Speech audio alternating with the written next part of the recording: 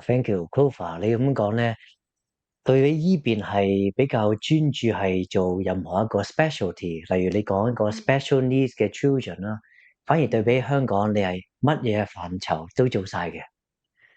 係啦，係啦，係啦。咁所以過到嚟嘅時候咧，最開頭咧，其實係會有一個困難嘅，因為好多人都會問我咧，佢話你專門做邊一方面？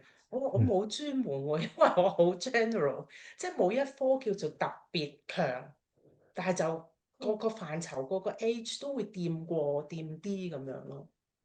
即係你就好似一個 hospital 咁樣，其實乜嘢客都可以 support 到。喺呢個廿係啦年嘅經驗嚟講，general 嘅 嘅話 practitioner 多啲，係啦，就唔係 ，OK，specialties 嗰啲。係啦，咁但係當然你話啊，即係喺香港都會按即係我哋嘅 supervisor 都會按照我哋唔同嘅特性去可能某一類 case 係會做得比較多嘅，咁就。